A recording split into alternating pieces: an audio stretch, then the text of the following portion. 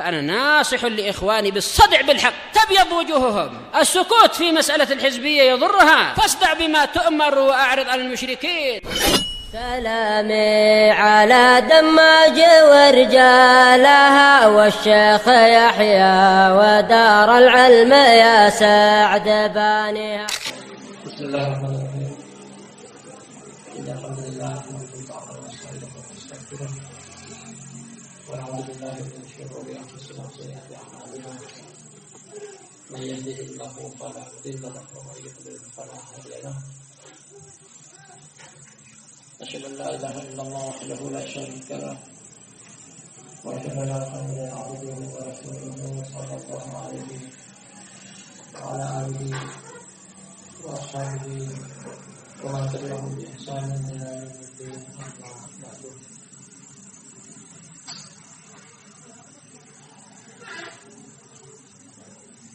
معاشر الإخوة والأخوات,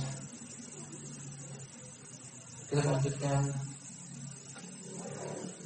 kajian kita dari kitab Tauhid al-Riqah Wallahi alaihi. Saat ini kita masuk di bab baru. Kita tulis bab at-taminat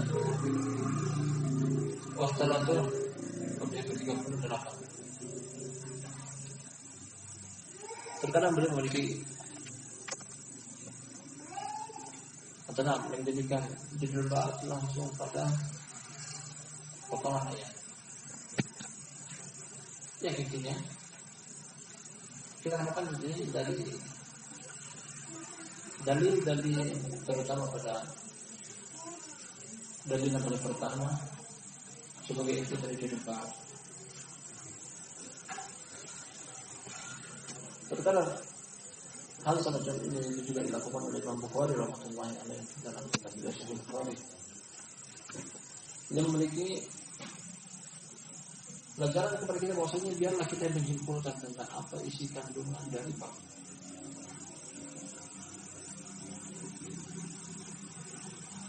Nah, bab yang ke-38 langsung pada perkataan Allah Taala. Qala Allah Taala, perkataan Allah yang maha tinggi.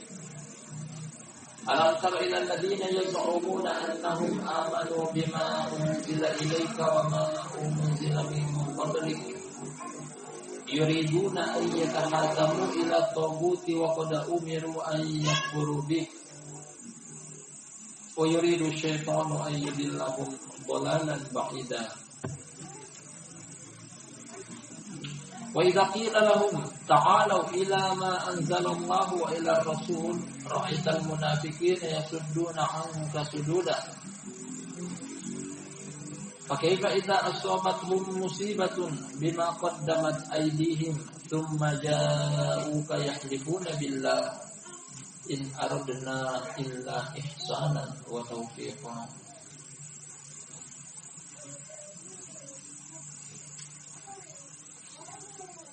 Setelah kita baca sekitar 3 ayat dari surat An-Nisa, pembuka dari judul babnya ini, sekaligus boleh jadikan sebagai materi pada judul bab. Kita artikan, alam tara ilal ladzina, tidakkah engkau lihat wahai Muhammad kepada orang-orang yazumuna annahum amanu bima unzila ilaika wa ma unzila min qablik. Mereka menyangka bahwa mereka beriman kepada apa yang diturunkan kepada engkau serta diturunkan kepada umat sebelum engkau. Dipersangkaan. Mereka hanya menyangka keimanan yang dibangun di atas dugaan dan sangkaan. Padahal yuriduna yatahakamu ila taghut wa qad umiru ayakfuru bi. Mereka menginginkan untuk berhukum kepada taghut. Taghut adalah hukum selain Allah, hukum selain hukum Allah. Dari hukum yang dibuat oleh umat manusia, hukum yang dibuat oleh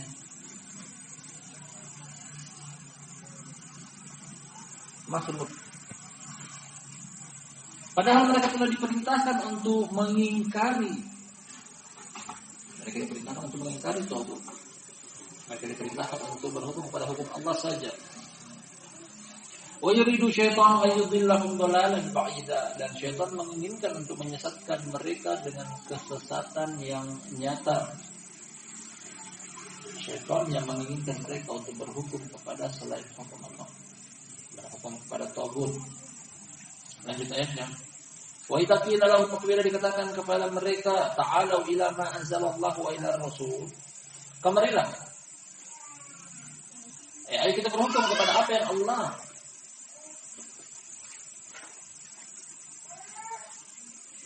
turunkan.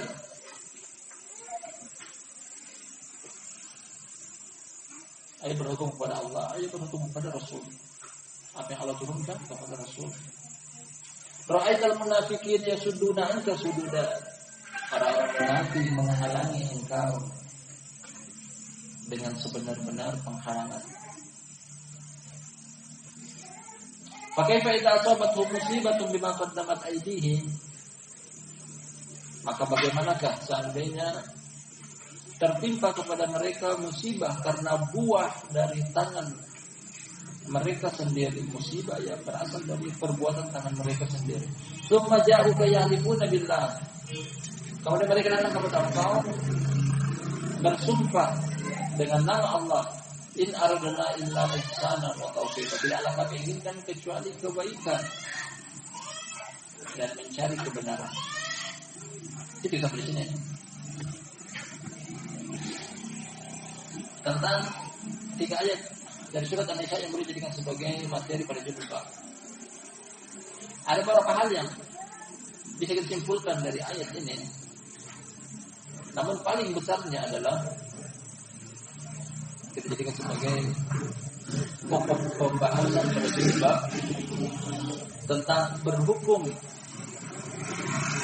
dengan selain hukum Allah.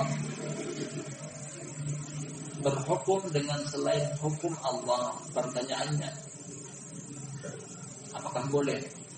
Jadi, berhukum dengan selain hukum Allah, seperti hukum tagut yang dibawakan dalam ayat sebagai dalil pertama. Nah, berhukum dengan hukum selain hukum Allah, apakah boleh?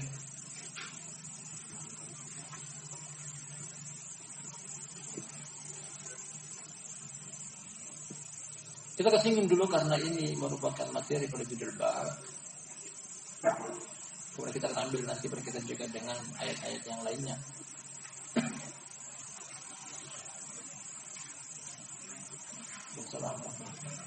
Bahwasanya berhukum dengan hukum selain hukum Allah Subhanahu wa taala adalah perbuatan kemunafikan. Karena ayat yang penulis bawakan kepada kita dari surat An-Nisa menerangkan tentang amalan perbuatan orang-orang munafik yang mau berhukum dengan hukum tagut. Mereka inginkan, bukan karena terpaksa, mereka inginkan yuriduna ayyatahakamu ila tagut. Mereka mau berhukum dengan hukum tagut. Padahal wa qad umiru ayakfur bi. Padahal mereka tidak diperintahkan untuk mengingkarinya. Ini pertama. Berhukum dengan hukum selain hukum Allah adalah perbuatan kemunafikan. Kemudian yang kedua,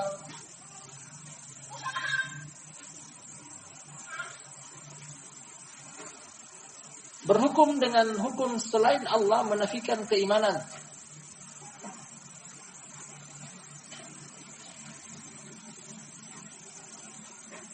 Berhukum dengan hukum selain Allah menafikan keimanan. Yas'umuna annahum amanu bima unzila ilaika wa ma unzila min qablik. Hanya menyangka, hanya menduga, bukan di atas haqqul yakin. Jadi orang munafik, mereka menyangka telah berhukum dengan hukum Allah, namun ternyata hakikatnya tidak. Jadi kesimpulan berikutnya adalah bahwasanya berhukum dengan hukum selain hukum Allah adalah menafikan keimanan. Dan dengan satu poin inilah keterkaitan judul bab ini dengan kitab Tauhid. Maka berhukum dengan hukum selain Allah Subhanahu wa taala tergolong melunturkan tauhid. Banyak dan sedikitnya, besar dan kecilnya. Artinya semakin banyak orang berhukum dengan hukum selain hukum Allah, akan semakin banyak juga ketergelinciran dia dalam materi keimanan dan tauhid. Yang berikutnya, bahwasanya berhukum dengan hukum selain hukum Allah Subhanahu wa taala adalah kesesatan syaitan. Syaitan yang menyesatkan. Wa yuridu syaitanu ayyudillahum dhalalan ba'ida. Berhukum dengan hukum selain Allah adalah kesesatan, dan ini adalah godaan syaitan.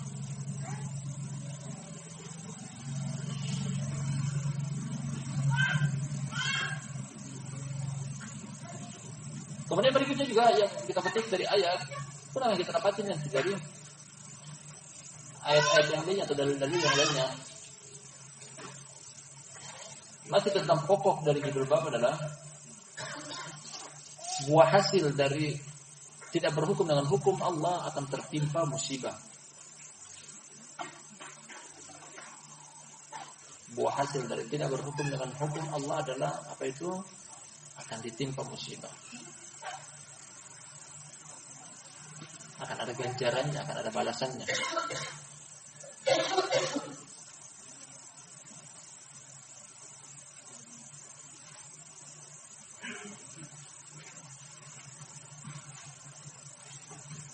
Yang berikutnya yang terakhir. Nah, yang berikutnya yang terakhir.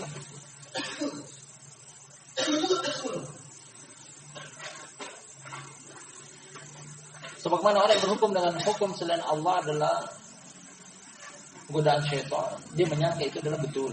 Dia menyangka itu adalah baik. Artinya ini tazyinus syaitan.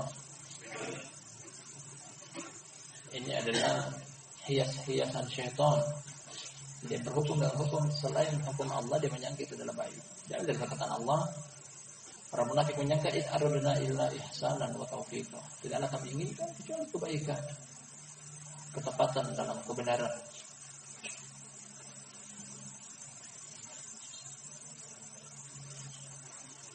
Nah, orang munafik mengaku mereka benar. Bahkan seluruh ahlul batil mereka mengaku mereka benar.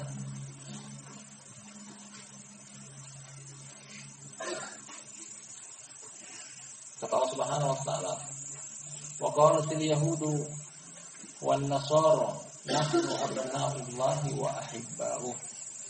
Persangkaan mereka Yahudi dan Nasrani mengatakan bahwa kami adalah putra Allah, anak-anak Allah dan kecintaan Allah, orang-orang yang dicintai oleh Allah. Bahkan seluruh ahli batil menyangka mereka di atas kebenaran. Demikian juga Fir'aun alaihi la'natullah mengatakan kepada kaumnya, ma urikum illa ma ara wa ma ahdikum illa sabilar rasyad. Kata Fir'aun alaihi la'natullah, tidaklah aku memberikan arahan kepada kalian kecuali aku beranggapan bahwasanya arahan tersebut adalah arahan yang paling tepat, yang paling baik, paling bagus menurutku, di sisiku bagi kalian. Nah, ini dia. Kita sebutkan sekali lagi sebelum kita akan tanya ikhwan tentang poin-poin apa saja yang merupakan pokok dari judul bab berkaitan dengan 3 ayat pada surat An-Nisa yang disebutkan kepada kita. Yang paling pertama adalah bahwasanya berhukum dengan hukum selain Allah adalah perbuatan amalan orang-orang munafik. Yang kedua, berhukum dengan hukum selain hukum Allah adalah menafikan keimanan. Berikutnya juga adalah berhukum dengan hukum selain hukum Allah Subhanahu wa taala adalah kesesatan syaitan. Kemudian berhukum dengan hukum selain hukum Allah Subhanahu wa taala, buah hasilnya akan mendatangkan musibah. Akan kita dapati juga nantinya dari ayat yang setelahnya. Yang berikutnya juga adalah orang yang berhukum dengan hukum selain hukum Allah Subhanahu wa taala menyangka karena tipu daya syaitan, hiasan syaitan, mereka menyangka itu adalah perbuatan kebaikan.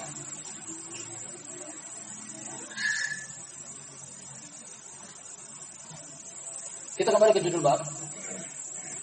Yang telah kita simpulkan tadi bahwasanya berkaitan yang paling pertama adalah berhukum dengan hukum selain hukum Allah Subhanahu wa taala. Nah, ini dia menafikan keimanan. Nah, Bisa jadi berat, bisa jadi ringan, bisa jadi besar, bisa jadi kecil. Artinya bisa sampai mengeluarkan dari agama Allah Subhanahu wa taala.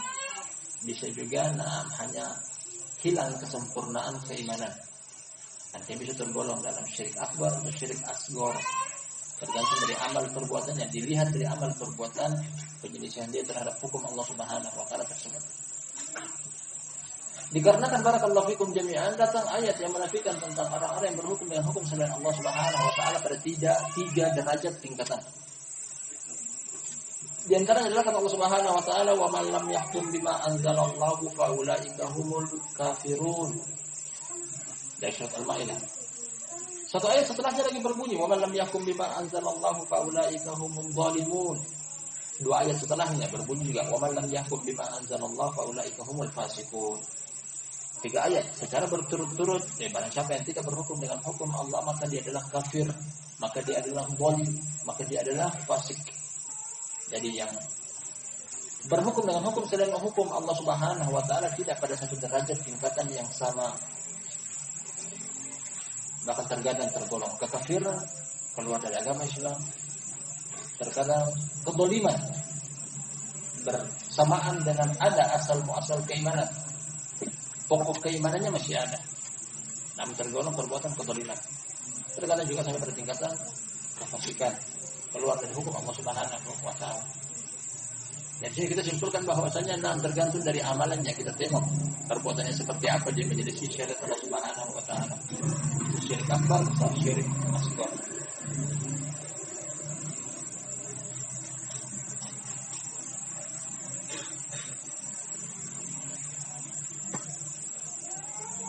Allah Subhanahu wa taala menerapkan di dalam Al-Qur'anul Karim hendaknya berhukum hanya dengan hukumnya saja.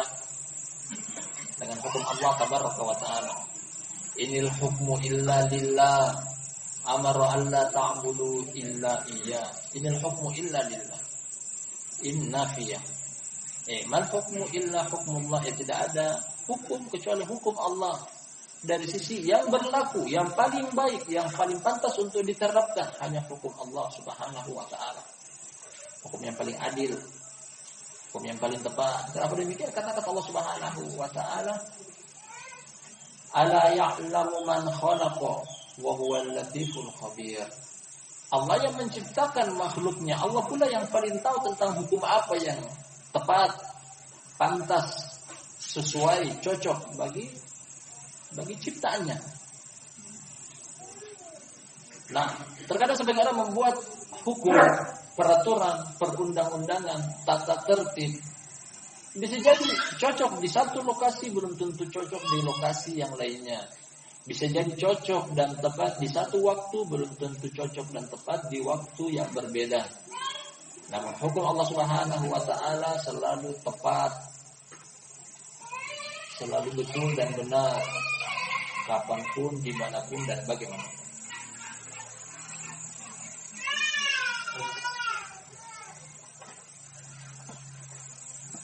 Dua kata Allah Subhanahu wa taala, wala yusyrik fi hukmihi ahada. Tidak bersekutu dalam hukum Allah Subhanahu wa taala seorang pun. Tidak pantas, tidak boleh. Ketika Allah Subhanahu wa taala telah menetapkan hukum, tidak boleh untuk memilih hukum yang lainnya. Wa ma kana lil mu'minin wa la mu'minatin idza qada Allahu wa rasuluhu amran ay yakuna lahumul khiyaratu min amrihim. Tidak pantas bagi seorang mukmin laki-laki serta seorang mukmin perempuan apabila Allah dan Rasulnya telah menetapkan satu hukum, boleh bagi mereka untuk memilih hukum yang lain yang diberikan oleh Allah Subhanahu wa taala. Allah Subhanahu wa taala tidak pantas. Ungkapan yang sangat halus, hendaknya jangan pilih selain hukum Allah Subhanahu wa taala.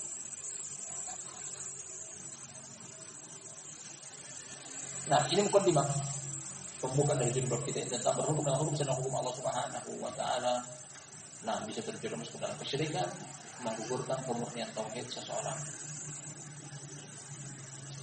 Kemudian kita akan perinci nanti satu persatu dari apa yang telah kita sebutkan di depan sebagai pokok dari inti bab. Satu persatu dari jilbab yang akan kita baca.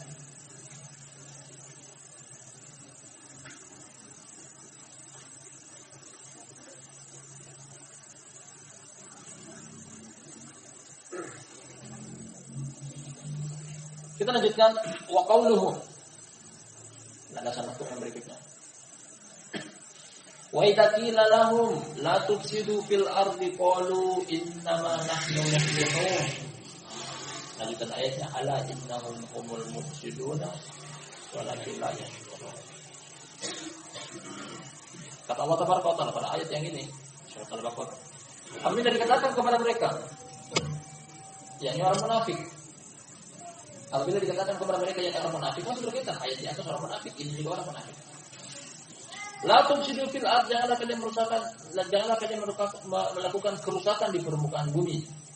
Mereka menjawab, qalu innama nahnu muslimun, sesungguhnya kami adalah orang-orang yang berbuat kebaikan. Orang-orang yang melakukan perbaikan. Allah jawab lagi mereka dengan perkataan setelahnya, ala ketahuilah innahum humul mufsidun, bahwa mereka adalah perusak. Walakin la yashurun, hanya saja mereka tidak menyadarinya.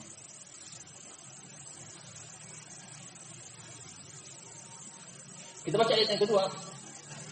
Karena berkaitan kemudian kita akan menerangkan tentang terkait antara dua ayatnya. Barusan kita baca dengan judul bab di atas. Wa qauluhu, dan perkataannya juga surat Al-A'raf, wala tufsidu fil ardi ba'da islahiha wad'uuhu khaufan wa tama'an inna rahmatallahi qaribum minal muhsinin. Dan juga perkataannya, janganlah kalian melakukan kerusakan di permukaan bumi setelah perbaikannya. Setelah Allah memperbaiki permukaan bumi, jangan dirusak. Jangan dihancurkan. Lanjutkan setelah itu cara memperbaiki, cara melestarikan perbaikan di permukaan bumi adalah wad'uuhu khaufan wa tama'an. Hanya beribadah. Berdoalah kepada Dia dengan penuh rasa takut serta mengharap. Inna rahmatallahi qaribun minal muhsinin. Sesungguhnya rahmat Allah dekat kepada orang-orang yang melakukan perbaikan, ihsan, yang melakukan kebaikan. Nah, dua ayat yang barusan kita baca menyinggung tentang pertama, larangan untuk melakukan kerusakan di permukaan bumi. La tufsidu fil ard. Allah katakan secara umum kepada umat manusia, kemudian lebih khusus lagi pada orang munafik. Apakah terkaitannya barakallahu fikum jami'an bahwasanya perhatikan dengan seksama, kerusakan di permukaan bumi terjadi apabila syariat Allah Subhanahu wa taala dilanggar. Ini dia. Kita lagi. Syariat Allah. Kerusakan di muka bumi terjadi apabila syariat Allah Subhanahu wa taala dilanggar. Jadi bukan cuma sekedar apa yang kita pahami tentang kerusakan di permukaan bumi dengan buah tangan perbuatan seseorang, pohon sudah ditanam ditebang. Terjadilah erosi, longsor, banjir. Jadi bukan cuma kerusakan di permukaan bumi adalah membuang sampah di sungai. Betul kerusakan di muka bumi, tapi ada kerusakan yang lebih besar dan lebih fatal daripada itu. Apa itu? Menyelisihi syariat Allah Subhanahu wa taala. Yang pertama, kesyirikan adalah sebesar-besar kerusakan di permukaan bumi. Karena menyelisihi tauhid. Kebid'ahan adalah sebesar-besar kerusakan di permukaan bumi. Karena menyelisihi sunnah. Kemunafikan adalah sebesar-besar kerusakan di permukaan bumi. Karena menyelisihi keimanan. Kemaksiatan adalah sebesar-besar kerusakan di permukaan bumi karena menyelisihi ketaatan. Dari mana kita ambil hal tersebut? Perhatikan pada ayat yang pertama dari surat Al-Baqarah, simak baik-baik. Allah Subhanahu wa taala katakan kepada orang-orang munafik, la tufsidu fil ard. Wahai orang munafik, jangan melakukan kerusakan di permukaan bumi dengan kemunafikan kalian. Dengan kemunafikan kalian. Nah, wahai pelaku kesyirikan, jangan melakukan kerusakan di permukaan bumi dengan kesyirikan kalian. Wahai pelaku kebid'ahan, jangan juga melakukan kerusakan di permukaan bumi dengan apa? Kebid'ahan kalian. Wahai pelaku kemaksiatan, jangan melakukan kerusakan di permukaan bumi dengan kemaksiatan kalian. Al-Muhim menyelisih syariat Allah Subhanahu wa taala dengan kerusakan. Khitabnya kepada orang munafik. Pada bisa jadi mereka adalah orang-orang yang melakukan kebaikan di permukaan bumi dari sisi dari sisi apa yang kita lihat dengan pandangan mata. Penduduk kota Madinah, terkhususnya orang munafik adalah berprofesi bercocok tanam. Artinya mereka menanam pohon kurma, pohon anggur. Secara zahir mereka tidak melakukan kerusakan di permukaan bumi dengan apa yang kita lihat dengan pandangan mata kita. Namun mereka melakukan kerusakan dari sisi apa? Dari ayat yang pertama mereka berhukum dengan hukum selain hukum Allah Subhanahu wa taala. Ini adalah kerusakan di permukaan bumi. Yang kedua, ayat yang kedua. Kenapa kita kaitkan? Kenapa kita ikat? Maksudnya melakukan kerusakan di permukaan bumi adalah dengan cara menyelisih syariat Allah Subhanahu wa taala. Apa keterkaitan antara ayat di depan dan ayat di akhir dari surat Al-A'raf, wala tufsidu fil ardi ba'da islahiha. Janganlah kalian melakukan kerusakan di permukaan bumi setelah perbaikannya. Setelah Allah memperbaiki. Perbaikan bumi dari Allah Subhanahu wa taala dengan cara Allah menurunkan kitab suci. Allah mengutus para nabi dan rasul. Allah menebar syariat di permukaannya. Ini perbaikan. Cara memperbaiki permukaan bumi adalah wada'uhu khaufan wa tama'an, ibadah. Memperbaiki kerusakan di permukaan bumi dengan cara apa? Beribadah. Nah, doa adalah ibadah. Kata dalam hadis ad-du'a'u huwal ibadah. Jadi Allah anjurkan untuk perbaikan di permukaan bumi adalah dengan cara beribadah. Baik, bukan seperti thariqahnya, bukan seperti metodenya bangsa barat yang mereka selalu menggembar-gemborkan tentang ayo lestarikan bumi, ayo lestarikan bumi. Nah, jaga hak asasi hewan. Ayo canangkan program menanam 1 juta pohon. Ayo jaga pemanasan global dari sisi jangan membuat tempat tinggal dari media kaca. Ini kita dapati dari orang Gorbia. Tapi mereka begitu dekatnya dengan kerusakan karena mereka melakukan kesyirikan, melakukan kekufuran, melakukan kebid'ahan, melakukan kemaksiatan seluruhnya menyelisih syariat Allah Subhanahu wa taala. Mereka lah orang-orang yang melakukan kerusakan di permukaan bumi secara hakiki. Kaum muslimin yang paling tahu bagaimana caranya memperbaiki permukaan bumi dengan cara ibadah kepada Allah Subhanahu wa taala. Ruku, sujud, mendakwakan agama Allah Subhanahu wa taala, menggiring umat untuk ayo kita kembali ke jalan agama Allah Subhanahu wa taala. Inilah sebaik-baik jalan untuk memperbaiki kerusakan di permukaan bumi. Wah, ini mereka dusta. Bangsa barat dusta ketika mereka menggembar-gemborkan tentang ayo lestarikan bumi dengan program-program penuh dengan kedustaan. Yang hanya membuang-buang umur dan waktu mereka.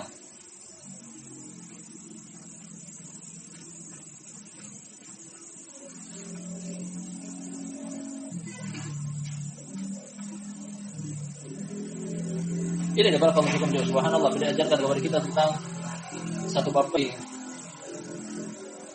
dapat kita simpulkan di depan pertama kali. Bab ini berkaitan dengan berhukum dengan hukum selain hukum Allah Subhanahu wa taala. Yang paling pertama kita ketika adalah berhukum dengan hukum selain hukum Allah Subhanahu wa taala adalah tergolong kesyirikan. Bisa jadi besar dan kecil, bisa jadi besar atau bisa jadi kecil. Menafikan keimanan, perbuatan kemunafikan, mendatangkan kerusakan. Apa yang telah kita baca di depan tadi? Fa kaifa idza asabathum musibatun bima qaddamat aydihim. Orang munafik ketika mereka berhukum dengan hukum selain hukum Allah, mereka menyangka itu adalah kebaikan. Kemudian Allah wanti-wanti bahwasanya buah hasil dari perbuatan tersebut berhukum dengan hukum selain hukum Allah Subhanahu wa taala akan mendatangkan musibah. Perhatikan tentang perkataan Allah Subhanahu wa taala dari surat Rum, "Dhaharul fasadu fil barri wal bahri bima kasabat aydin nas liyudhiqahum ba'dal ladzi 'amilu la'allahum yarji'un." Perhatikan tentang Al-Quran dari potongan awal ayat dan potongan akhir. Dhaharal fasadu fil barri wal bahr, telah tampak kerusakan di daratan serta di lautan. Apa yang menyebabkan kerusakan tersebut? Bima kasabat aydin nas, karena buah hasil tangan manusia. Tangan yang bagaimana? Pada tangan mereka menebang pohon, mematahkan ranting pohon, membuang sampah di selokan atau di sungai. Kata Allah Subhanahu wa taala, "Lidhiqahum ba'dal ladzi amilu", untuk menimpakan kepada mereka, mencicipkan kepada mereka apa yang mereka perbuat dari dosa. Jadi kerusakan di permukaan bumi karena apa? Karena dosa. La'allakum yarji'un. Terjadi musibah di permukaan bumi karena ini dia. Allah Subhanahu wa taala agamanya diselisihi. Ketika menyelisih syariat Allah Subhanahu wa taala, ketika terjadi kerusakan di permukaan bumi dengan cara syirik merajalela, bid'ah merajalela, kemaksiatan merajalela, akan datang musibah dari Allah Subhanahu wa taala, karena itulah hakikat daripada kerusakan di permukaan bumi.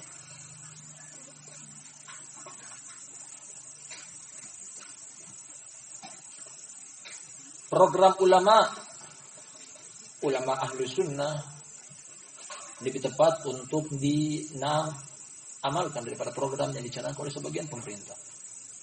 Jangan buang sampah sembarang tempat. Menurut mereka membuat kerusakan di permukaan bumi. Nah, mereka hanya menjaga kebersihan zahir, tapi tidak menjaga kebersihan batin. Wa illa ulama ahlu sunnah yang paling tahu bagaimana caranya membersihkan batin, bersihkan hati dari kesyirikan, kebid'ahan, kemaksiatan, dan segala sesuatu yang menyelisih syariat Allah Subhanahu wa taala. Ini yang lebih penting. Kalau hati sudah bersih, yang lain pun bersih. Tapi kalau sibuk dengan membersihkan bagian luar dari tubuh, sedangkan hati kotor, tidak akan ada gunanya. Wallahi tidak akan ada gunanya. Perhatikan orang kafir. Ketika mereka hanya memperhatikan kebersihan dari bentuk luar, wa illa mereka adalah orang yang paling jorok, paling kotor, paling bau, paling busuk. Orang kafir, mereka tidak hitam. Nah, orang kafir mereka mempergauli istri mereka dalam keadaan haid. Mereka makan yang najis-najis. Meskipun bentuk luar mereka adalah bersih. Karena kebersihan yang utama adalah menjaga syariat Allah Subhanahu wa taala. Nah, kita akan baca dalil yang berikutnya.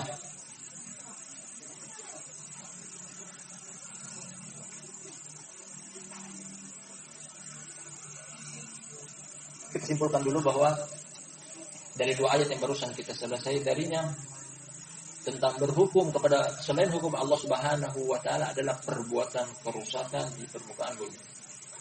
Bahkan sebesar-besar sebab terjadinya kerusakan di permukaan bumi adalah berhukum dengan selain hukum Allah Subhanahu wa taala.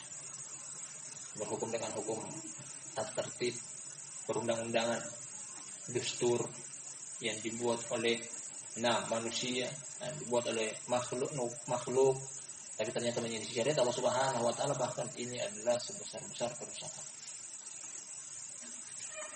Wa qauluhu, dan perkataan Allah pada dalil yang keempat dari judul bab ini. Afa hukmul jahiliyati yabghun, afa hukmal jahiliyati yabghun wa man ahsanu minallahi hukman liqaumin yuqinun. Nah, apakah hukum jahiliyah yang mereka cari, yang mereka inginkan, yang mereka ingin amalkan, mereka kejar? Wa man ahsanu minallahi hukman liqaumin yuqinun. Siapakah yang paling bagus hukumnya? Siapa yang lebih bagus hukumnya dari Allah Subhanahu, dari hukum Allah Subhanahu wa taala? Bagi hamba yang yakin, bagi kaum yang yakin. Yakin artinya adalah mengetahui, mengilmui, ilmu yakin. Di depan ada penafian, di belakang ada isbat.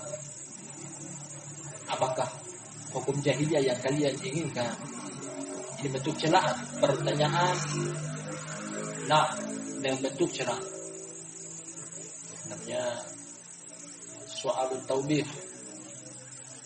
Apakah kalian mengharapkan, menginginkan, ingin berhukum dengan hukum jahiliyah, padahal hukum jahiliyah adalah telah jelas, nyata, gamblang kebobrokannya.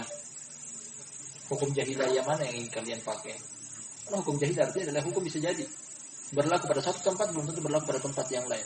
Berlaku pada satu waktu, belum tentu pada waktu yang berbeda berlaku. Adapun hukum Allah berlaku kapanpun, dimanapun, dan bagaimanapun. Kemudian makna dari hukum jahiliyah, Hukum jahiliyah. Jahiliyah diambil kata jahil artinya adalah kebodohan. Segala sesuatu yang menyelisihi syariat Allah Subhanahu wa taala adalah kebodohan. Yang terdapat unsur kesyirikan, kebid'ahan, kemaksiatan itulah hukum jahili. Buatan manusia. Perundang-undangan. Tata tertib, norma-norma, adat, tradisi yang menyelisihi syariat Allah Subhanahu wa taala seluruhnya tergolong hukumul jahiliyah, hukum jahiliyah. Ini jahiliyah diambil dari kata jahil artinya adalah kebodohan. Nah, dan Nabi sallallahu alaihi wasallam tidaklah beliau diutus kecuali untuk mengangkat kebodohan yang ada di bangsa jahiliyah Arab. Di kedatangan Nabi sallallahu alaihi wasallam untuk menghilangkan, menghapus hukum-hukum kejahiliaan. Berakhirnya zaman jahiliyah dengan diutusnya Nabi sallallahu alaihi wasallam, kemudian puncak terakhir zaman kejahiliaan adalah ketika beliau Nabi sallallahu berorasi di Fathu Makkah tahun ke-8 Hijriah.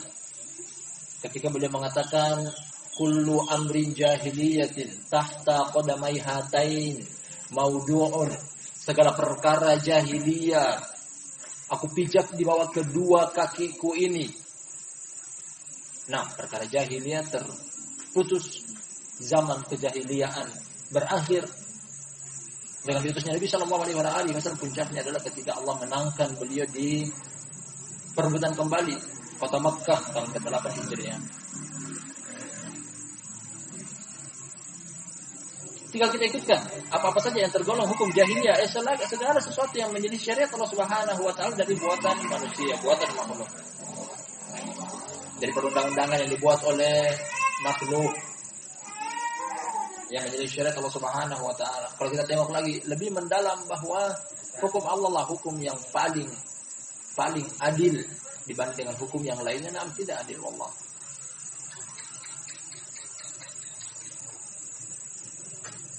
Sebagai mereka dengan pemahaman mereka yang dangkal, keimanan mereka yang sangat kurang dan minim, menganggap bahwasanya hukum Allah Subhanahu wa taala di dalamnya terdapat intimidasi dan kekerasan. Orang yang berzina cukup dipenjara 1 tahun keluar.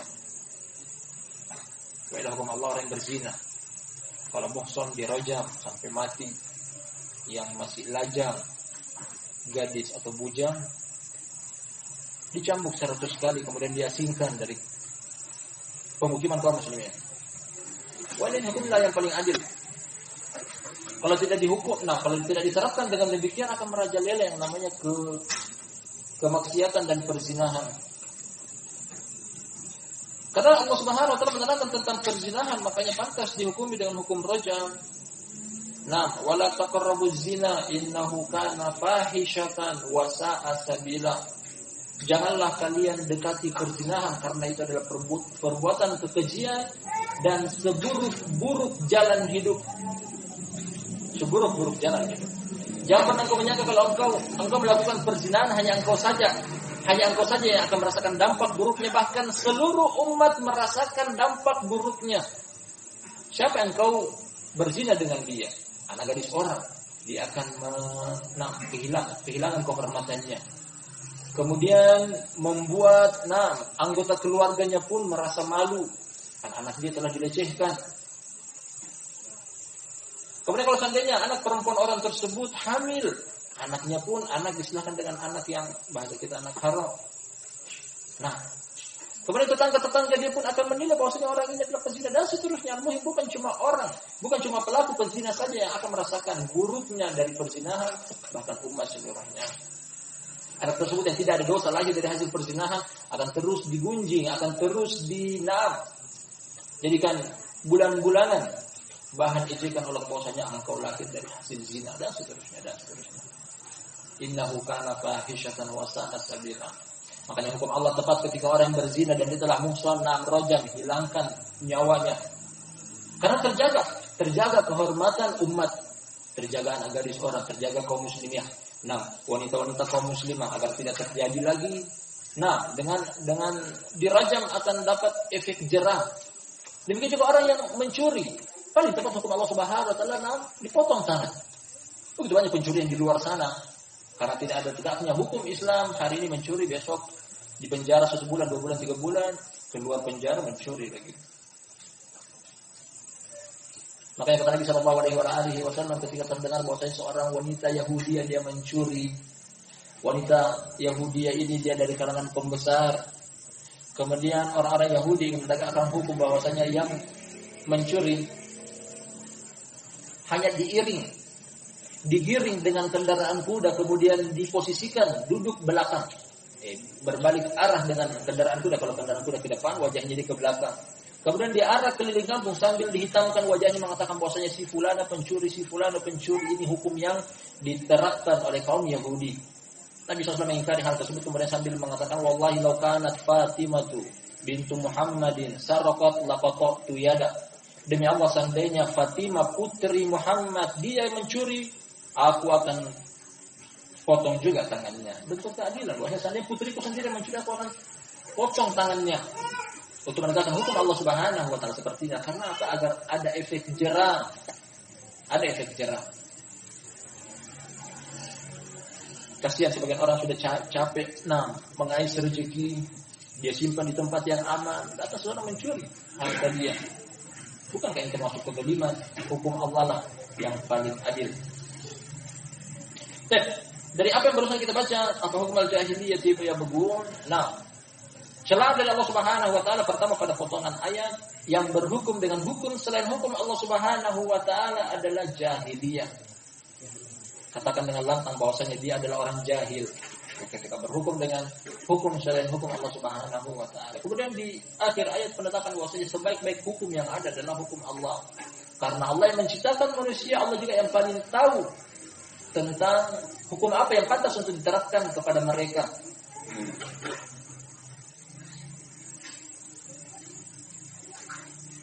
Mungkin cukup telah kita ambil pada pertemuan kita di malam hari berbarokah ini. Masih tersisa beberapa hadis terakhir.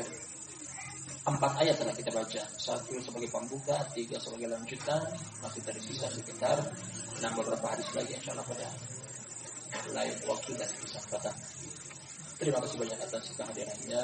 Mudah-mudahan bermanfaat. Bila kurang yang mohon dimaafkan. Kita akhiri subhanakallahumma wa bihamdika asyhadu an la ilaha illa anta astaghfiruka wa atubu ilaik.